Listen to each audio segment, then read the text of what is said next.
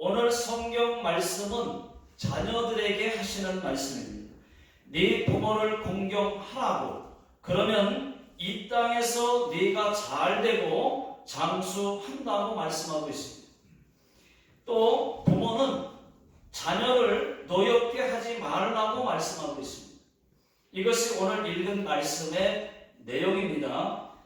여러분, 옛날에는 한국 아파트 이름들이 아주 쉽고 간단했습니다. 단순했어요.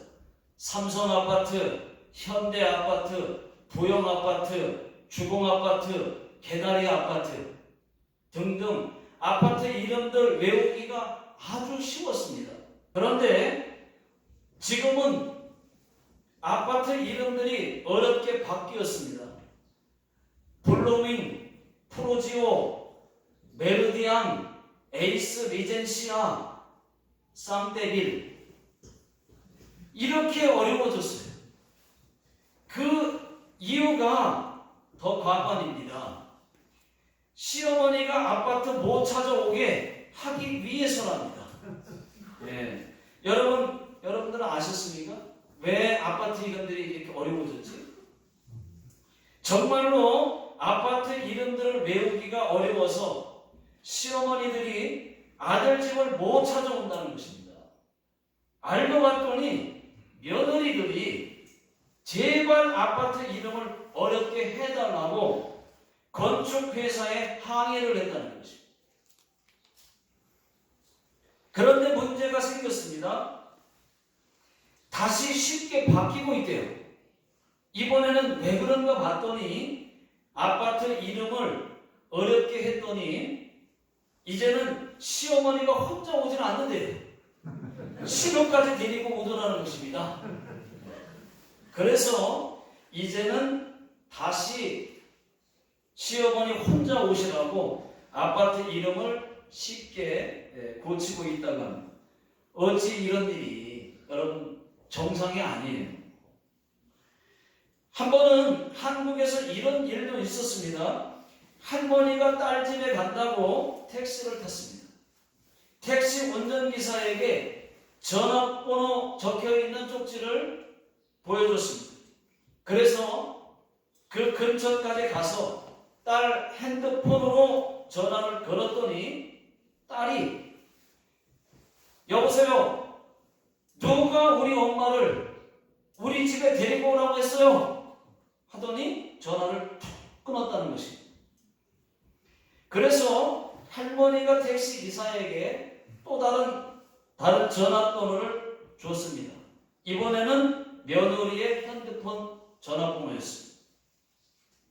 며느리에게 전화를 해서 시어머니 모시고 왔다고 그러니까 이봐요 아저씨, 어머니가 분명히 딸 집에 간다고 했는데 왜 우리 집으로 데리고 왔어요? 당신이 책임지세요. 그랬다는 거예요. 그리고 전화를 끊었다는 것입니다.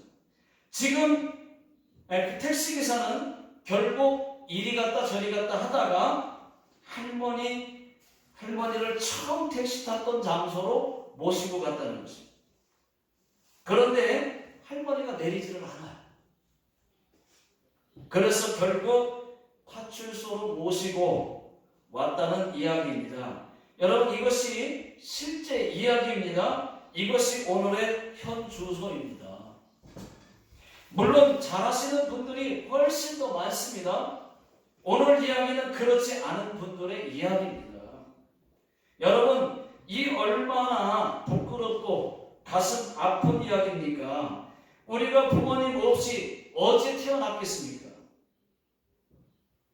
오늘 성경은 이렇게 말합니다. 에베소서 6장 1절 다 같이 읽어보겠습니다. 시작. 자녀들아, 주 안에서 너희 부모에게 순종하라. 이것이 옳으니라.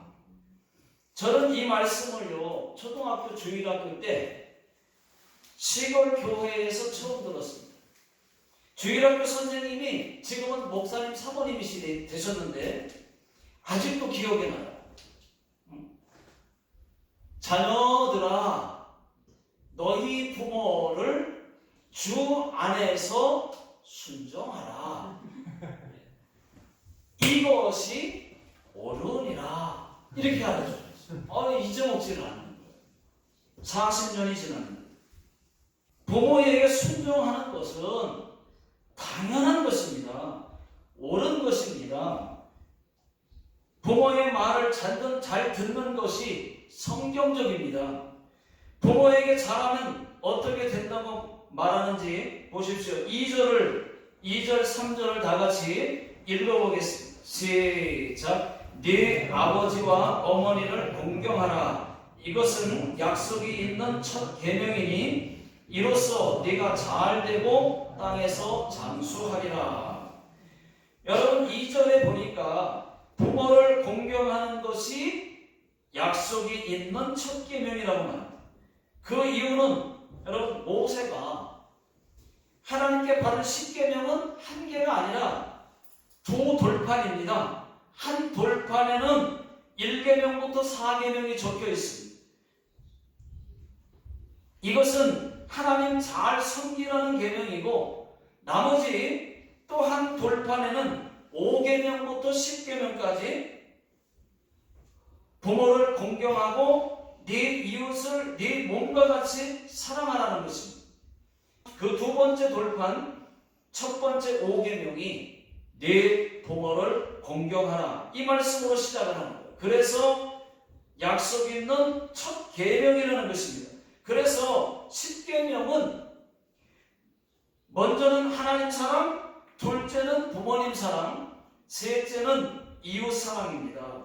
여러분 부모를 공경하면요 네가 잘되고 땅에서 오래 산다고 말씀하고 있습니다. 이것이 약속이에요. 이것이 약속 있는 첫 계명입니다. 자, 출애굽기 20장 12절도 읽어보겠습니다. 자, 시작. 네 부모를 공경하라. 그리하면 네 하나님 여호와가 네게 준 땅에서 네 생명이 길리라. 부모님을 잘 존경하면 오래 살 수 있다니까. 코로나에 걸려서 죽는 일은 없어요. 왜? 오래 산다고 했으니까. 건강 주시니까. 암병에 걸려서 일찍 죽는 일은 없습니다. 부모에게 잘하면 하나님 약속이니까 오래 장수하리라. 여러분 부모와 자식은 여호와 하나님께서 맺어준 천륜 관계입니다. 그래서 그 누구도 부모와 자식의 관계를 끊지를 못합니다. 부모와 자식 관계는 내 뜻에 의해서 맺어진 것이 아니라는 것입니다. 부모가 내가 이런 자식을 낳겠다 해서 낳는 것도 아닙니다. 부모가 딸 낳고 싶다고 딸 낳는 것도 아닙니다. 아들 낳고 싶다고 아들 낳는 것도 아니에요. 내가 부모를 결정하는 것도 아닙니다. 오직 우주 만물을 창조하시고 우주 만물을 주관하시는 여호와 하나님께서 부모와 자식 관계를 맺어준다는 것을 여러분 믿으시기 바랍니다. 한 생명이 부모에 의해서 태어났으면 그 자녀는 하나님의 섭리대로 하나님도 잘 믿고 부모님도 공경하면 되는 겁니다. 이런 말이 있습니다, 여러분. 여자는 약하다, 그러나 어머니는 강하다. 여러분, 하나님은 자녀들을 보살피기 위해 하나님 자신의 마음을 가장 많이 닮은 어머니를 창조했습니다. 어머니의 사랑은 동그라미와 같아서 시작도 없고 끝도 없습니다. 바닥이 나지 않을 만큼 끝없는 사랑입니다. 자녀가 조금만 아파보십시오. 얼마나 마음 아파하시는가. 여러분, 그래서 아프지 않는 것도 부모에게 효도하는 것입니다. 부모님보다 자식이 더 일찍 천국 가는 것은 불효예요. 불효 중에 불효입니다. 여러분, 죄송하지만 부모보다 자식이 더 건강하셔야 됩니다. 부모는 그걸 원하고 있어요. 여러분, 어머니라고 하는 이름이 얼마나 않았습니까? 아기가 태어나서 가장 먼저 배우는 말도 엄마. 자식이 중환병에 걸려서 다 죽어가면서도 마지막 부르는 것도 엄마. 시집간 딸도 친정에 오면 제일 먼저 엄마. 군대 간 자식도 외롭고 힘들 때는 어머니. 이렇게 이 세상에서 어머니라고 하는 단어보다 더 사무치고 더 정다운 이름은 없습니다. 그 어머니를 우리 하나님이 우리에게 주신 것입니다. 믿습니까? 그렇다면 하나님께 더욱 감사하시기 바랍니다. 여러분, 우리는 부모님 공경을 통해서 하나님 잘 섬김을 배울 수가 있습니다. 십계명에서 네 부모를 공경하라고 하는 제5계명은 첫째 돌판과 둘째 돌판을 이어줍니다. 하나님 섬김의 계명과 부모님 사랑, 이웃 사랑의 계명을 이어줍니다. 5계명이 없으면 하나님도 섬기기가 힘들어요. 인간 사랑을 통해서 예수님의 십자가의 희생을 깨닫게 되고 부모 공경을 통해서 하나님도 이렇게 섬기는 것이구나 알게 되는 것입니다. 여러분, 부모님을 잘 섬기는 사람이 하나님도 잘 섬기고 교회도 잘 섬기는 줄로 믿습니다. 조선시대 때 이야기인데요. 조선시대 때 이런 일이 있었다고 합니다. 어느 임금님이 한양을 떠나서 개성을 방문하게 되었습니다. 그때 임금님이 개성에 오셨다고 온 동네에 소문이 다 퍼졌습니다. 사람들이 임금님 얼굴 한번 보겠다고 여기저기서 막 몰려왔습니다. 그때 병석에 누워있던 늙은 어머니가 아들에게 소없는 부탁을 합니다. 애야, 내가 이 나라의 백성으로서 한 번도 임금님의 얼굴을 본 적이 없다. 그러니 내가 죽기 전에 임금님 얼굴을 멀리서라도 한번 보고 죽었으면 좋겠구나. 이것이 내 마지막 소원이다. 그러니까 아들이 어머니를 업고 수십 리를 걸어서 왕이 있는 곳으로 갑니다. 그때 임금님이 저쪽에서 어머니 업고 오는 그 모습을 보고는 여봐라, 저기 저쪽에 너 부모 업고 오는 저 사람을 이리고 데려오너라. 그리고 임금님이 물었습니다. 어찌하여 부모를 업고 이곳에 온 것이냐? 물으니까 사실은 저희 어머니께서 임금님 얼굴 한번 뵙는 것이 소원이라고 해서 이렇게 업고 왔습니다. 그 말을 들은 임금님이 큰 감동을 받았습니다. 그대야말로 이 나라의 효자 중에 효자로다. 내가 돈 100냥과 쌀 한 성을 상으로 내리니 가서 어머니 쌀밥 지어 드리며 더 잘 섬기거라. 이날 소문이 온 도성에 퍼졌습니다. 그런데 그 개성에 불효자식으로 소문난 자식이 그 소문을 듣고 어머니가 원치도 않는데 어머니 잔소리 말고 빨리 업해요. 그래가지고 어머니를 억지로 업고 와가지고 왕에게 갔습니다. 왕은 역시 그 모습을 보고 저 사람에게도 돈 100냥을 주거라. 그러니까 신하들이 임금님, 저놈은 천하의 못된 불효자식입니다. 저놈은 남이 100냥을 받았다고 듣고 돈 욕심이 생겨서 싫다는 어머니를 강제로 업고 왔으니 저놈은 상이 아니라 권장을 치셔야 됩니다. 그때 임금님이 껄껄 껄껄 웃으시면서 그래 나도 짐작을 했느니라. 효도는 흉내만 내도 좋은 것이니라. 그러니 돈 100냥을 내어주거라 그랬어요. 그랬다는 이야기입니다. 그때 그 불효자도 임금님의 말씀에 큰 감동을 받고 불효를 뉘우치고 집에 돌아가서 어머니를 잘 모시는 효자가 되었다는 이야기가 있습니다.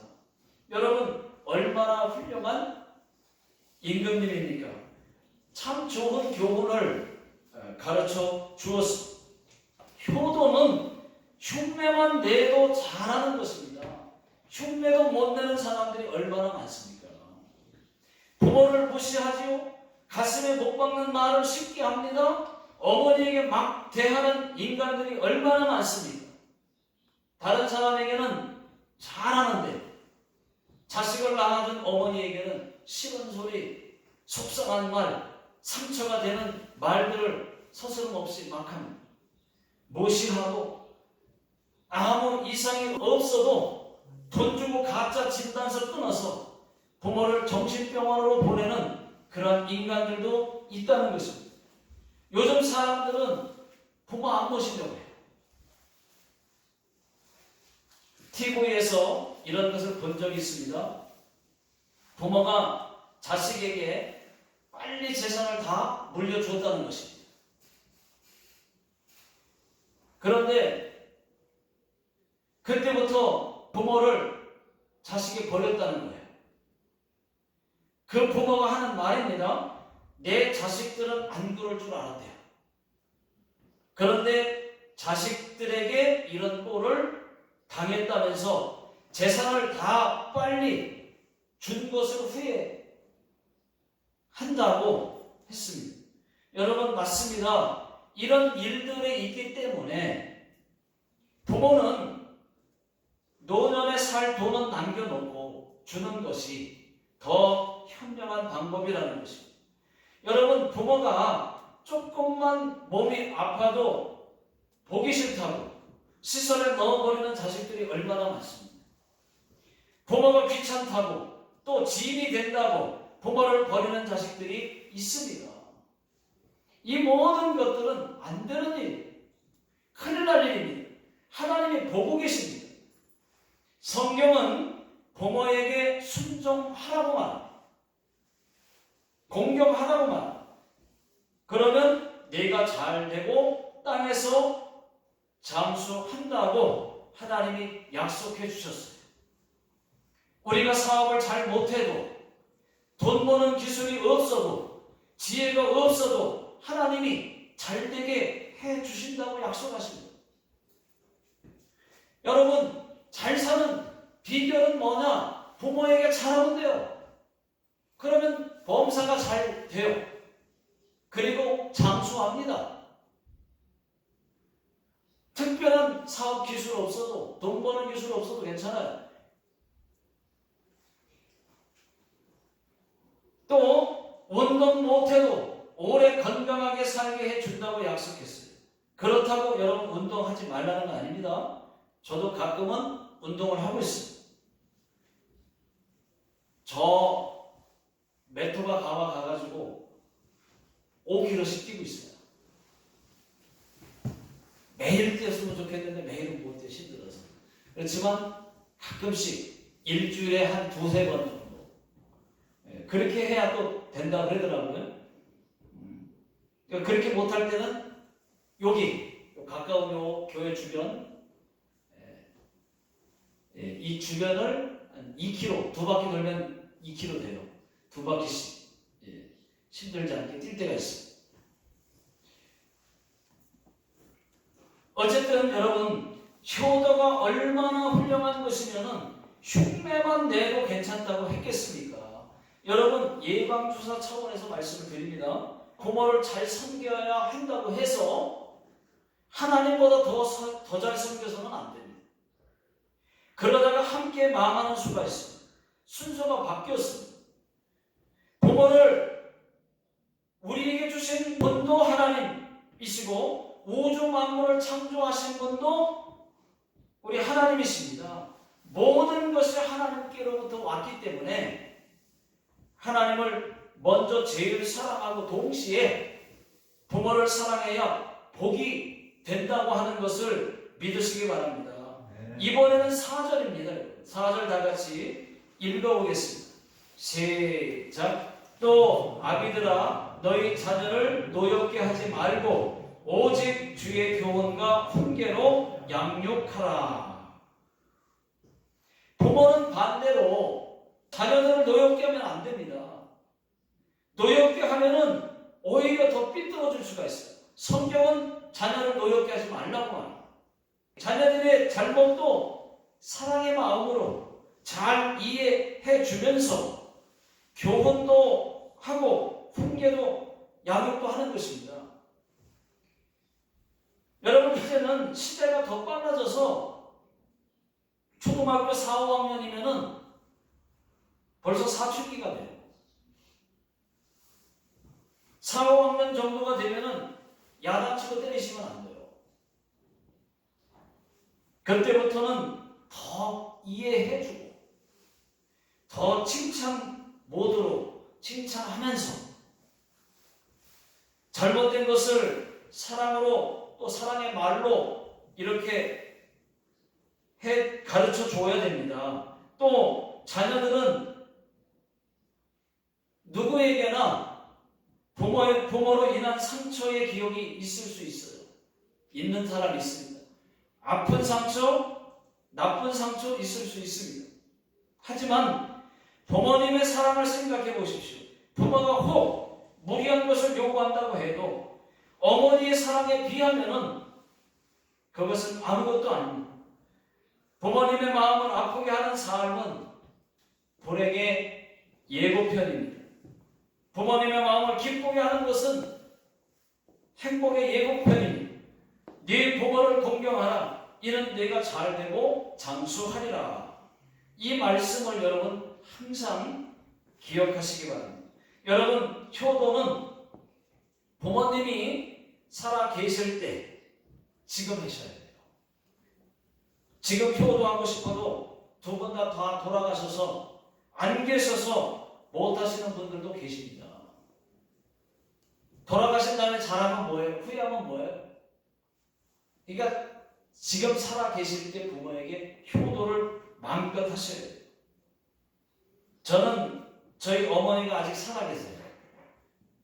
지금 올해 85세 되셨는데 가끔씩 전화를 드립니다. 그러면은 그렇게 전화를 받으시면 기뻐하세요. 너무 기뻐하세요. 그 아들 걱정이에요, 항상. 어머니는 항상 아들 걱정이에요. 제가 밥도 못 먹는 줄 알아요. 항상 걱정. 걱정을 달고 사세요. 어머니 염려하지 말라고 해도 다 잘 있어요. 아무리 얘기해도 늘 그게 걱정이다, 저게 걱정이다, 늘 걱정. 권사님이신데도. 여러분, 만약에 부모님이 안 계시다면 지금 살아계신 시부모님, 친정엄마, 장인, 장모님 잘 모시면 됩니다. 그분들도 살아 안 계시면은 이모, 이모부, 고모, 고모부 잘 섬기시고, 아니면 교회 어른들 잘 섬기면 그 복은 다른 사람이 받는 것이 아닙니다. 내가 받습니다. 그저 부모님 속상하게 하지 말고 전화 자주 드리고 고맙다는 말씀도 가끔씩 하시고 무시하지 마시고 용돈 잘 보내드리십시오. 여행을 보내드리면 더 좋습니다. 그보다도 이 세상에서 최고의 효도는 예수 믿게 해드리는 효도가 제일 큰 효도예요. 천국을 선물로 주는 거예요.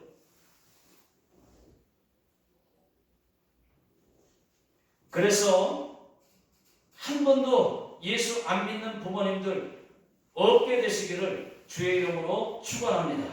기도하겠습니다.